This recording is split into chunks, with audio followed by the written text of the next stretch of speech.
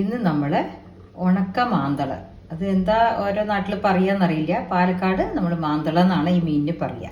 അപ്പോൾ ഈ ഉണക്ക മത്സ്യം മാന്തള വെച്ചിട്ട് നമ്മളിന്നൊരു കറിയാണ് ഉണ്ടാക്കുന്നത് കേട്ടോ. അപ്പോൾ ഈ ഉണക്ക മാന്തളും അതിൻ്റെ കൂടെ വേറൊരു ഐറ്റം കൂടി ഉണ്ട്. അതാണ് തുവരമണി. ഈ തുവരമണി നമ്മൾ ബീൻസുമാരി ചെറുതായി ഇതുണ്ടാവും, അത് നമ്മൾ നേരാക്കിയിട്ട് അതിൻ്റെ ഉള്ളിലത്തെ മണി എടുത്താണ് ഇത് കേട്ടോ. തുവരപ്പരിപ്പിൻ്റെ ആ മണിയാണ്. അപ്പോൾ തുവരമണി മാന്തളും കൂടിയിട്ടുള്ള ഒരു കറിയാണ് ഇന്ന് ഉണ്ടാക്കുന്നത്. അപ്പോൾ അതിന് ഇനി എന്തൊക്കെയാണ് വേണ്ടതെന്നുള്ളത് കാണിച്ചു തരാം കേട്ടോ. അപ്പോൾ ഇത് നമ്മൾ നേരാക്കി വെച്ചിട്ടുണ്ട്. ഇനി നമ്മൾ മത്സ്യം തോലൊക്കെ കളഞ്ഞ് വൃത്തിയാക്കിയിട്ട് അത് നേരാക്കി വെക്കണം. അത് നേരാക്കിയ ശേഷം എന്തൊക്കെ എടുക്കേണ്ടതെന്നുള്ളത് പറഞ്ഞു തരാം കേട്ടോ. ഇപ്പം നമ്മൾ ഉണക്കമീൻ, അതായത് മാന്തള് ഒക്കെ കഴുകി വൃത്തിയാക്കിയിട്ടുണ്ട് കേട്ടോ. ഇനി അതിൻ്റെ കൂടെ നമ്മൾ നേരാക്കി വെച്ചിരിക്കുന്നത് തുവരമണിയാണ്. ഇനി ഇതിലേക്ക് അരയ്ക്കാനുള്ള കൂട്ട് മുളക് പൊടി, തക്കാളി, ഒരു ചെറിയ കഷ്ണം ഇഞ്ചി, മഞ്ഞൾപ്പൊടി. ഇത് നമ്മൾ മിക്സിയിൽ അരയ്ക്കേണ്ടതാണ് കേട്ടോ. അപ്പോൾ ആദ്യം നമ്മൾ എന്താ ചെയ്യണമെന്ന് വെച്ചാൽ തുവരമണി കുറച്ചൊന്ന് തിളപ്പിക്കാൻ വെക്കണം. ഉപ്പ് നമ്മൾ മാന്തളിൽ ഉപ്പുണ്ടാവും, അപ്പോൾ നോക്കിയിട്ട് ഇട്ടാൽ മതി കേട്ടോ. അല്ലെങ്കിൽ ലേശം ഉപ്പ് തുവരമണിക്ക് വേണമെങ്കിൽ ഇടാം, അല്ലെങ്കിൽ വേണ്ട. എന്താ വെച്ചാൽ മാന്തളിൽ നല്ല ഉപ്പുള്ള മീനാണ്. ഉണക്കിയ മത്സ്യമല്ലേ, പച്ചമീനല്ലല്ലോ. പച്ചമീൻ കൊണ്ട് ഇതുമാതിരി ഉണ്ടാക്കാം. ഉണക്കട സ്വാദ് വേറെ, പച്ച മത്സ്യം കൊണ്ട് ഉണ്ടാക്കുന്ന സ്വാദ് വേറെ കേട്ടോ. അപ്പോൾ നമ്മൾ ആദ്യം ഈ തുവരമണി വേവിക്കാൻ വെക്കട്ടെ കേട്ടോ. ഒന്ന് വെള്ളത്തിൽ വെറുതെ വേവിക്കാൻ വെക്കാം. ഇപ്പം നമ്മൾ തുവരമണി ഒന്ന് വേവിക്കാൻ വെക്കട്ടെ കേട്ടോ. അത് വെച്ചാൽ മീൻ, ഉണക്കമീൻ ആണെങ്കിലും പച്ച മീനാണെങ്കിൽ അതിന് വേവ് പെട്ടെന്നാവും. ഇത് നമ്മുടെ തുവരമണി വേവാനായിട്ട് കുറച്ച് സമയം എടുക്കും. അപ്പോൾ അതൊന്ന് വെന്ത് കിട്ടിക്കോട്ടെ. ഇളമ്പാണ് തുവരമണി, മൂത്തിട്ടില്ല. പക്ഷെ എന്നാലും അതൊന്ന് അതിൻ്റെ വേവ് ആദ്യം വെന്തോട്ടെ. അതിന് ശേഷം നമുക്ക് ഉണക്ക മത്സ്യം ഇടാം കേട്ടോ. അപ്പോഴേക്കും നമുക്ക് അരയ്ക്കാനുള്ള കൂട്ട് അരച്ചെടുത്ത് കൊണ്ടുവരാം. ഇപ്പം നമ്മുടെ തുവരമണിയൊക്കെ ഒന്ന് വെന്തിട്ടുണ്ട് കേട്ടോ. അപ്പം ഞാൻ അതിലൊന്നും ഇട്ടിട്ടില്ല, ഉപ്പും മഞ്ഞൾപ്പൊടി ഒന്നും ഇടാതെ വെറും വെള്ളത്തിലാണ് വേവിച്ചിരിക്കുന്നത്. ഇനി നമ്മൾ എന്താ ചെയ്യുക വെച്ചാൽ അരയ്ക്കാനെടുത്തില്ല, അത് അരയ്ക്കുക അല്ലെങ്കിൽ ചതച്ചാലും മതി കേട്ടോ. ഇതപ്പോൾ ഇത് അപ്പോൾ നമ്മൾ വലിയ തക്കാളി ആണെങ്കിൽ ഒന്നെടുത്തോളൂ, ചെറുതാണെങ്കിൽ രണ്ടെണ്ണം എടുത്തോളൂ കേട്ടോ. അപ്പോൾ ഞാൻ തക്കാളി എടുക്കാൻ കാണിച്ചിട്ട് നമ്മൾ ക്വാണ്ടിറ്റിക്ക് അനുസരിച്ചിട്ട് എത്ര വേണ്ടതെന്ന് അറിയില്ലല്ലോ. അപ്പോൾ ഞാനിതിപ്പോൾ 1/4 കിലോ ഉണക്ക മത്സ്യമാണ് എടുത്തിരിക്കുന്നത്. അതുമാതിരി 1 ഗ്ലാസ് തുവരമണി എടുത്തിരിക്കുന്നത് കേട്ടോ. അതിനുള്ള അളവാണ് കാണിച്ചിരിക്കുന്നത്.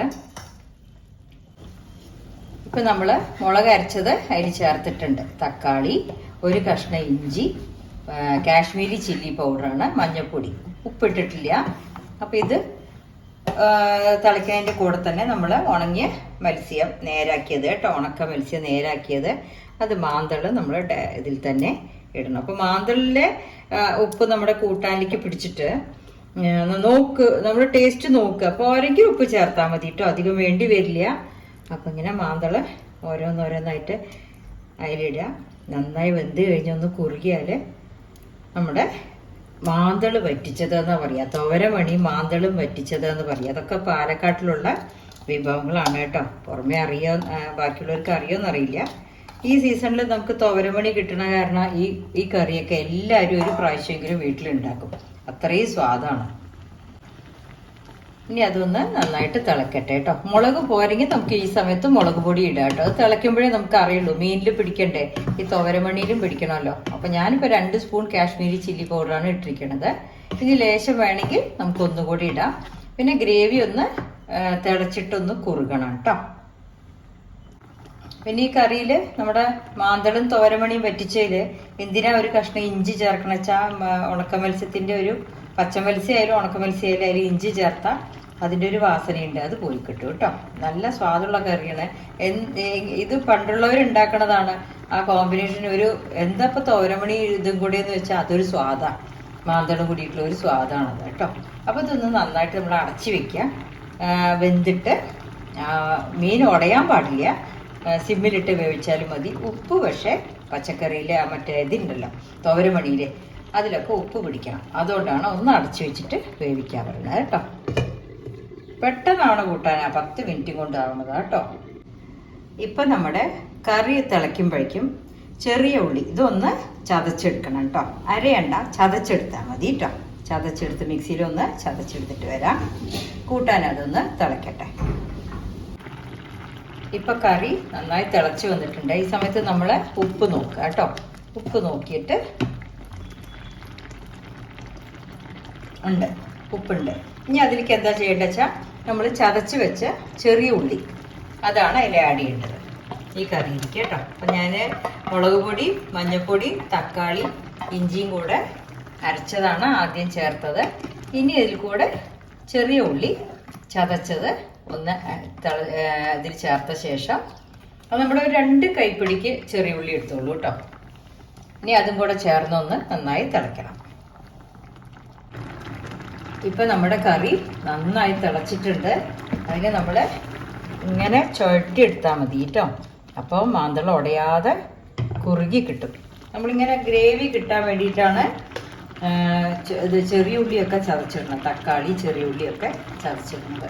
ഇനി നമുക്ക് നന്നായിട്ട് ഒരു പിടി കരിവേപ്പിൻ്റെ ഇട്ട് കുറച്ച് വെളിച്ചെണ്ണയും തെളിച്ചാൽ നമ്മുടെ തുവരമണി പച്ച മാന്തളം അല്ലെങ്കിൽ ഉണക്ക മാന്തളം കറി ഇതുമാതിരി ഉണ്ടാക്കാം കേട്ടോ. ഇനി ഒന്ന് ഇങ്ങോട്ട് അടച്ചു വയ്ക്കാം. അടച്ചു വെച്ചാൽ ഊണ് കഴിക്കാനാകുമ്പോഴേക്കും അടിപൊളി ടേസ്റ്റ് ആയിരിക്കും. ഓക്കെ, അങ്ങനെ നമ്മുടെ ഉണക്ക മാന്തളും തുവരമണിയും വറ്റിച്ചത് റെഡി ആയിട്ടുണ്ട് കേട്ടോ. അപ്പം എല്ലാവരും ഇങ്ങനെ ഉണ്ടാക്കി നോക്കൂ. ചോറിൻ്റെ കൂടെ വേറെ ഒന്നും വേണ്ട, ഇതന്നെ ഉണ്ടെങ്കിൽ മതി. എന്തൊരു സ്വാദറിയോ കഴിക്കാൻ, നല്ല വാസനയും കേട്ടോ. Okay, thank you.